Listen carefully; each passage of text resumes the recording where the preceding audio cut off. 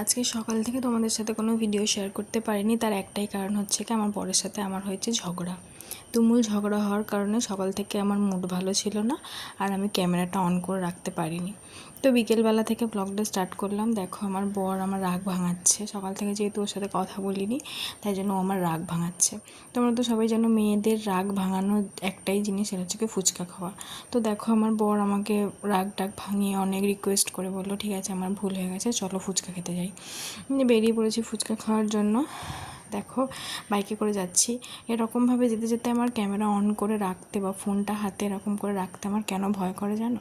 কেননা যদি কেউ হট করে, অনেক বাজে ছেলেরা থাকে যারা আমার হাত থেকে ফোনটা নিয়ে চলে যাবে, আর আমার ফোনটাই তো তোমরা জানো আমার ফোনটাই আমার কাছে মানে অনেক অনেক দামি। তো যাই হোক, এবার যাচ্ছি বাইকে করে ফুচকা খেতে। এই যে ব্রিজটা পড়ে, এই ব্রিজটা প্রচণ্ড ভিড় থাকে এখানে, আর সমস্ত গ্রাম থেকে সব মাসিরা কাকুরা কাকিরা এসে সমস্ত তাদের বাগানের সবজি এনে বিক্রি করে। এখানে অনেক দেশি জিনিসও পাওয়া যায় জানো তো।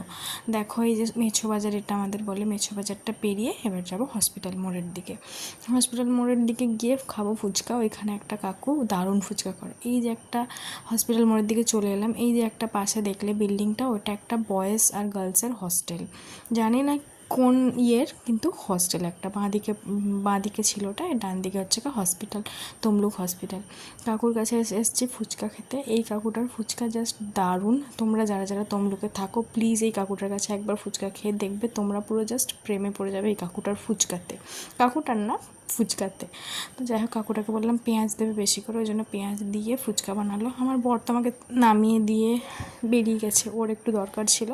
তো দেখো এক হাতে ক্যামেরা ধরে এক হাতে ফুচকা খাচ্ছি, আমার জন্য একটুখানি চাপেরই হয়ে গেছিলো। এডিট করতে করতে আমার প্রায় লোভ লেগে যাচ্ছে, এত সুন্দর ফুচকাটা করে এই কাকুটা, দারুণ ফুচকা করে।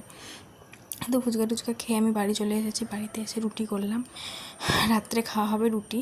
আমাদের তো রুটি খাওয়া হয়, তো রাত্রেবেলা রুটি খাওয়া হবে, ওই জন্য গরমের মধ্যেও দাঁড়িয়ে দাঁড়িয়ে রুটিটা করলাম। জানি না রুটিগুলো কীরকম কী হয়েছে, দেখো রুটিগুলো কী সুন্দর ফুলছে।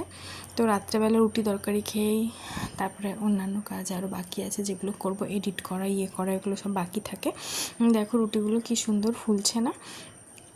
তো এইরকম আর কি গরমের মধ্যে দাঁড়িয়ে দাঁড়িয়ে রুটি করছি। তো দেখো রুটি করা হয়ে গেছে, তারপরে সে একটুখানি এসি চালিয়ে বসার পর রুটি তরকারি খেয়ে আজকের মতো দিনটা এখানেই শেষ করলাম। টাটা।